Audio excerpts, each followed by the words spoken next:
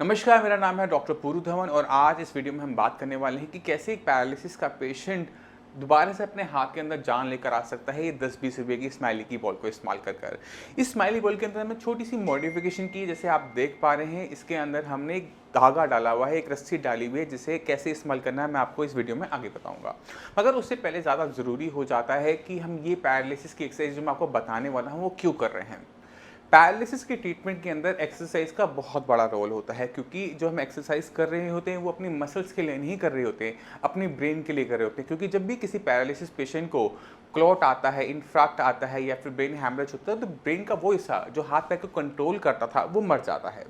अब पेशेंट में इंप्रूवमेंट कैसे आती है? पेशेंट के ब्रेन के अंदर न्यूरोप्लास्टिसिटी होती है, ब्रेन का नया हिस्सा इस काम करना सीखता है, मगर उसे सिखाना हमें पड़ता है। तो जो हम एक्सरसाइज करते हैं, जो मूवमेंट हम करते हैं, ब्रेन उसको पहले से बेटर करना शुरू करता है और पेशेंट में इंप्रूवमेंट आनी शुरू होती है। इसीलिए आज हम यूज़ करेंगे इस बॉल को, और कैसे फिंगर के अंदर ताकत लेकर आई जाती है उसको हम जानेंगे। नॉर्मली अगर हम किसी पैरालिसिस पेशेंट को देखें, उसकी फिंगर्स को देखें, तो उसमें एक कॉमन हमें दिक्कत देखने को मिलती है कि फिंगर्स बंद तो हो जाती है बट वो खुल नहीं पाती। ये जो मूवमेंट बाहर की तरफ होती है ये बहुत ज़रूरी होती है, क्योंकि अगर पेशेंट अपने फिंगर्स को बंद कर लेता है और खोल नहीं पाता तो किसी सामान को पकड़ कर वो छोड़ नहीं पाता, जिससे उसकी प्रॉब्लम जो है वो बनी रहती है। मगर स्माइली बॉल की हेल्प से जो हम आउटवर्ड मूवमेंट है, हाथ को खोलने वाली मूवमेंट है, हम लेकर आ सकते हैं। मगर इसमें हमें एक छोटी सी दिक्कत और देखने को मिलती है कि पेशेंट के अगर हाथ में ग्रिप नहीं है, तो अगर हम उसे स्माइली बॉल ऐसे दें तो वो कुछ देर कर पाता है या फिर वो गिर जाती है, हाथ से गिर जाती है। तो हाथ में बॉल का बने रहना बहुत ज़्यादा ज़रूरी होता है पैरालिसिस पेशेंट के लिए। इसलिए हमने इसके अंदर छोटा सा ये धागा लेस डाला है। आपने क्या करना है, पेशेंट के हाथ में बॉल देनी है, आपने इस लेस को पीछे आपने नोट लगा देनी है। मैं खुद नोट लगा लेता हूँ एक छोटी सी। अब इस नोट की हेल्प से क्या हुआ कि ये बॉल मेरे हाथ से गिरेगी नहीं, किसी भी पोजीशन में गिरेगी नहीं, मेरे हाथ में हमेशा बनी रहेगी। अब हमने पेशेंट को क्या बोलना होता है? पेशेंट को अपने बोलना होता है कि इसे दबाए। अब पेशेंट, हर एक पेशेंट दूसरे पेशेंट से अलग होता है। किसी के पास फिंगर की मूवमेंट बहुत कम होती है, किसी के पास बहुत पावरफुल होती है बट उसे खोल नहीं पा रहा होता। तो हमने हार नहीं मानी। अगर आप इसे बिल्कुल भी नहीं दे पा रहे, बहुत हल्का सा प्रेशर दे पा रहे हो, तो भी आपने ये एक्सरसाइज करनी है। आपने क्या करना है, हल्का हल्का दबाओ, कोई बात नहीं, मगर हम दबाते दबाते जब हम प्रैक्टिस करते रहेंगे तो हम क्या देखेंगे कि 10 दिन के अंदर, 12 दिन के अंदर ये जो बॉल है पहले से ज़्यादा दबनी शुरू होगी। और जितनी ये ज़्यादा दबनी शुरू होगी उतनी ही हमारे हाथ में हमें पता लग रहा है कि इम्प्रूवमेंट आ रही है। तो बहुत ज़रूरी है ये जो छोटी सी मूवमेंट है जिसके अंदर फिंगर हल्का सा इसको दबा रही है, इसे ना छोड़ना, इसे लेना और इसे बार बार करना। क्योंकि पैरालिसिस के पेशेंट के अंदर सबसे बड़ी दिक्कत हमें पता है क्या देखने को मिलती है? पेशेंट जो एक्सरसाइज नहीं कर पाता उसे छोड़ देता है, और जो एक्सरसाइज वो कर पा रहा होता है उसी को बार बार बार बार बार बार करता जा रहा होता है। तो उससे प्रॉब्लम क्या होती है कि जो चीज़ हमने सुधार करनी थी वो रह जाती है। तो अगर आपसे ये बॉल नहीं हो पा रही तो आपने इसे छोड़ना नहीं है। आप ये नहीं सोचोगे कि मेरे हाथ में बिल्कुल ताकत नहीं है, मैं तो बिल्कुल हल्का सा दबा पा रहा हूँ, या बिल्कुल जान नहीं लगा पा रहा, ये मेरे बस की नहीं है, मैं कोई और एक्सरसाइज नहीं। अगर आपसे ये नहीं हो रही तो भी आपने इसे बार बार करना है जब तक ये बॉल पूरी दबनी शुरू ना हो जाए।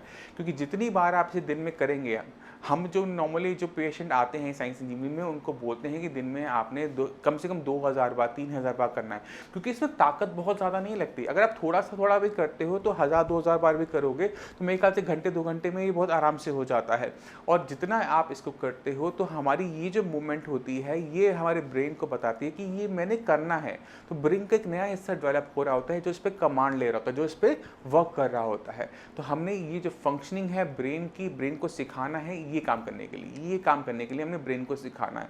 तो अगर हम जब तक इसको बार बार नहीं करते, ब्रेन इसे सीख नहीं पाता। तो एक एक्सरसाइज आप पकड़ो जिसमें आप फेल हो रहे हो, जो आप नहीं कर पा रहे हो और आपको पता है कि इसके बिना मेरा काम नहीं बनेगा, आपने उसको तब तक करते रहना है जब तक आप उसमें सक्सीड नहीं कर सकते, जब तक आप उसे करना शुरू नहीं कर पाते। ये बहुत ज़्यादा ज़रूरी है पैरालिसिस पेशेंट के लिए। अब सवाल यहाँ पर ये उठता है कि हो सकता है कि आप पैरालिसिस के पेशेंट हो, कई सालों से आपको पैरालिसिस रहा हो और कई सालों से आप फिजियोथेरेपी एक्सरसाइज करते आ रहे हो, बट आपको अपने अंदर इंप्रूवमेंट नजर ना आ रही हो। अब समझने की कोशिश करना ये इंप्रूवमेंट आप में क्यों नहीं आ रही थी। क्योंकि जब आपको पैरालिसिस हुआ था आप बिल्कुल बेड रिटन थे, बिल्कुल हिल नहीं पाते थे। मगर पहले 6 महीने के अंदर आप चलने भी लगे, आपका हाथ भी हिलने लगा, आप बोलने भी लगे, बट वो परफेक्ट तरीके से नहीं था, क्योंकि ब्रेन के अंदर न्यूरोप्लास्टिसिटी हुई, मगर वो पहले 6 महीने तक ही नेचुरल वे में हो पाती है।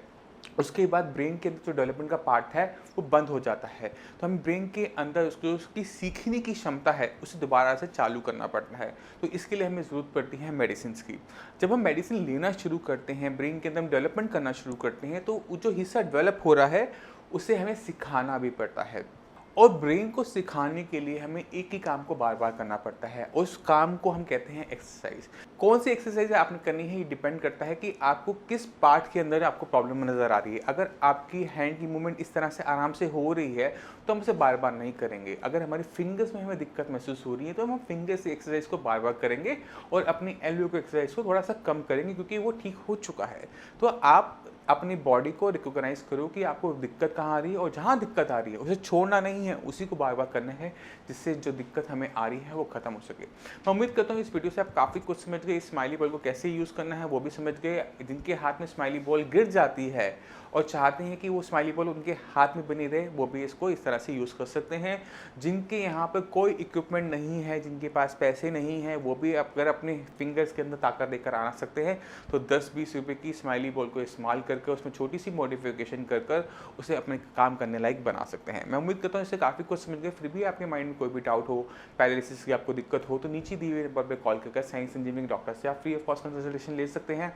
आप अपॉइंटमेंट लेकर मुझसे भी आकर मिल सकते हैं। आप इसी के साथ आपसे चलने की आगे चाहूँगा। मिलते हैं अगली वीडियो में कुछ नया लेके, तब तक के लिए धन्यवाद।